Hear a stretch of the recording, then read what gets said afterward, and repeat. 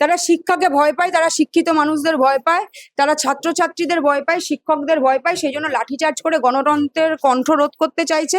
কিন্তু আমরা বলি যে যত আমাদের উপর আঘাত আনবে, যত ছাত্রছাত্রীদের উপর আঘাত আনবে, ইতিহাস বলছে ছাত্রছাত্রীরা তত বেশি ভাবে আন্দোলনের মাঠে থাকবে, আন্দোলনের রাস্তায় থাকবে, তারা চোখে চোখ রেখে আন্দোলন করবে, তারা বিজেপির চোখে চোখ রেখে আন্দোলন করবে। এবং সেটা হচ্ছে, আপনারা দেখেছেন যে দিল্লিতে ছাত্রছাত্রীদের আন্দোলনের জন্য শিক্ষামন্ত্রী পদত্যাগ করতে বাধ্য হয়েছে, এবং আগামী দিনে আপনারা দেখবেন যে স্বরাষ্ট্রমন্ত্রী পদত্যাগ করছেন, তারপর মুখ্যমন্ত্রী পদত্যাগ করছেন।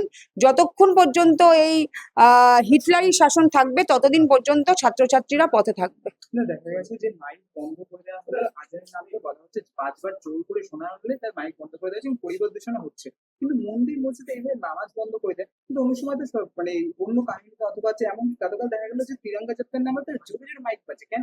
আজান শুনলে পরিবেশ দূষণ যারা বলছে তারা সেই সব বিজেপির নেতারা এক একটা ধর্ষক, তারা পরিবেশ দূষণ করছে, আগে তাদেরকে বের করে দেওয়া হোক। আর যারা ধর্মে ধর্মে বিভেদ লাগানোর চেষ্টা করছে, তারা জয় শ্রীরাম বলে, মানে রাম আমাদেরও ঈশ্বর, হনুমান জয়ন্তীতে তারা মাইক বাজাচ্ছে, সেটাও আমাদের অসুবিধা নেই। আমরা হিন্দু, রামনবমীতে মাইক বাজালে, হনুমান জয়ন্তীতে মাইক বাজালে, দুর্গাপুজোতে মাইক বাজালে সেটাও যেমন আমাদের বাংলার মানুষ অ্যাকসেপ্ট করে নেয়, সেটাই যেমন বাংলার মানুষ মানে তাদের বড় মন, বাংলার মানুষের বড় মন। এটা আমাদের ভারতবর্ষ হচ্ছে সবাই একসাথে মিলে আমরা ভারতবর্ষে থাকি।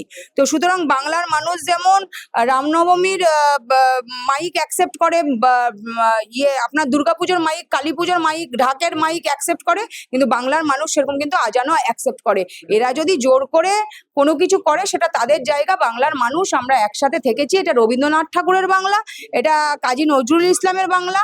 আমরা সকলে একসাথে থাকি এবং আগামী দিনেও একসাথে থাকবো। যারা আমাদের মধ্যে বিভেদ লাগানোর চেষ্টা করছে তারা আগামী দিনে বঙ্গোপসাগরের জলে ভেসে যাবে। দেখা গেছে যে রাজ্যে যেমন বিজেপির বি টিম হিসেবে যারা ঘোষিত তারা কিন্তু দেখা যাচ্ছে মুখ্যমন্ত্রী বৈঠক করছেন, এমনকি দিল্লিতে এনসিপি সাংসদরা যোগ দিয়ে তারা এখন প্রধানমন্ত্রী বৈঠক করছে।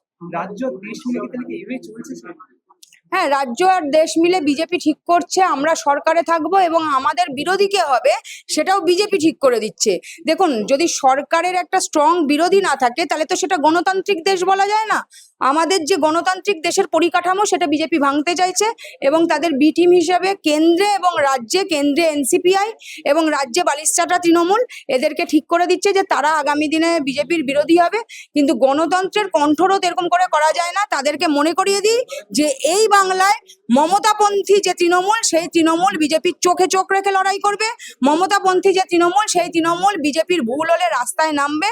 সুতরাং বিরোধীদের কণ্ঠরোধ করা যায়নি, আমাদেরকে হারিয়ে দেওয়া গেছে হয়তো জোর করে, কিন্তু তৃণমূল কংগ্রেস, মমতাপন্থী তৃণমূল কংগ্রেস কিন্তু হারিয়ে যায়নি। তোলাবাজি বিজেপি কেন্দ্রে কি করেছে আপনারা দেখেছেন, আজকে রাজ্যে করছেন বিজেপি তোলাবাজি।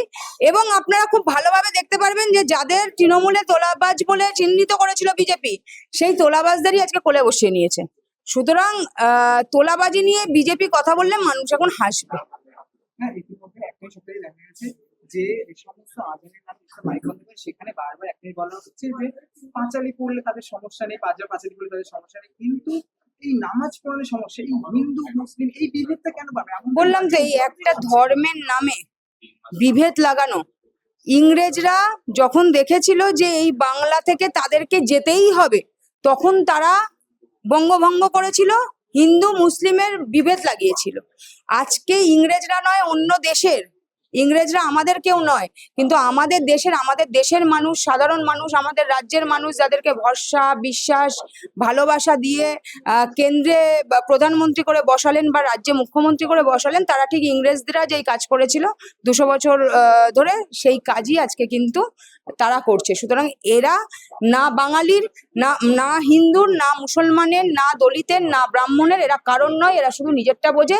এরা শুধুমাত্র 1% 2% যারা ব্যবসায়ী আছে শুধু তাদের, আর কারণ না। হ্যাঁ, আমার শেষ কোশ্চেন, যে গুন্ডা দমন বিল যে আনা হয়েছিল এবং সেইখানে দেখা গেছে যে রাষ্ট্রপতি অনুমোদন নেই, সেই জন্য কলকাতা হাইকোর্ট খারিজ করে দেবে বিলকে। তাহলে কি মানে রাজ্য বিজেপি সরকার 3 মাসেই মাথার মধ্যে আবার বাধ্য হচ্ছে?